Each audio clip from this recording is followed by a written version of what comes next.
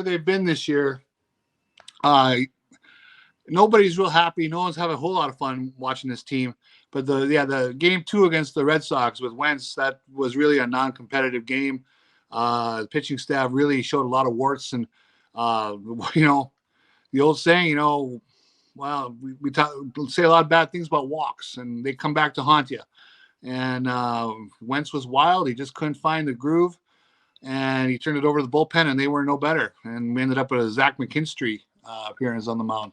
So, you just think about where this team is and what the expectations were. I don't think anybody really had very high expectations for this team. But I think people thought they could be at least competitive on a nightly basis. And boy, right now, it's hard to really get a feel for how they're going to do that. I mean, the Tampa series, obviously, they lost every game by at least 4 runs. They came out in Houston and won 2 games and got everybody a little bit excited. But then they dropped the final one there. And, opening day at home, they get out to a 3-0 lead on the Red Sox. And you're thinking, okay, they can get this one. They drop that game, and then they're non-competitive over the weekend. And they're 2-7. And where we are, where this team goes, you and I were talking just a minute ago, the next 31 games are against teams that were over 500 last year. Yeah, I mean, to the 2-7 start, I mean, the Tampa Bay Rays are playing unbelievable. I mean, they deserve a podcast in themselves with historic. They're doing something that's historic, just beating teams the way that they are. Houston, we obviously know, is one of the best teams in baseball, even though the Tigers were to take 2 out of 3 from them. But I think the Boston series, I don't particularly view Boston as a contender in the American League. And that series was really, really eye-opening to me, at least for the starting pitching. I think the starting pitching was something I was higher on coming into the season. And it just really, really hasn't looked that great.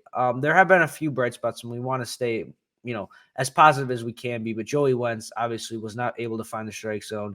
And that was a game that, you say, you let your opponents make mistakes. Boston let the Tigers and Joey Wentz make mistakes because they had 8 runs with only 3 hits. That's not the type of way you want to lose a game. And I saw a graphic on the game today. These numbers are obviously going to be updated after the game was over. This was during the middle of the game. But the own the zone objective, I posted this on Twitter. The Tigers for their hitters, they're 27th in baseball. For walk rate, they're 25th. And then for their pitchers, they're 30th in strikeout rate and 19th in walk rate. So those are probably going to fluctuate a little bit.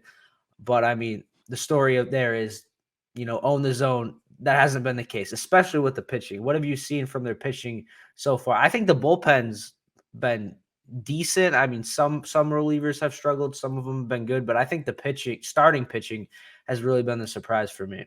Yeah. Well, and also the number I saw today is so far Tiger starters have been responsible for 39 innings so far, which is the lowest in Major League Baseball. So they're not getting high performance out of their starters. They're also not getting much quantity out of them either. So they're stretching the bullpen out early as well by not putting any innings in. I was a 67 win guy prediction at the beginning of the year.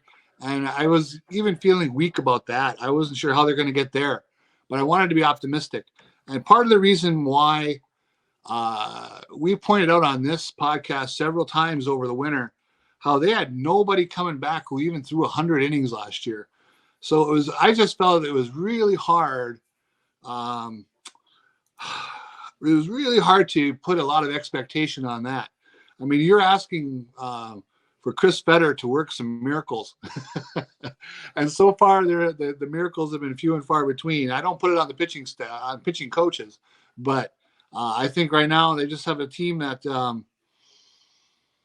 they're just short. They're short on pitching. They don't have the horse to ride. Horses for sure.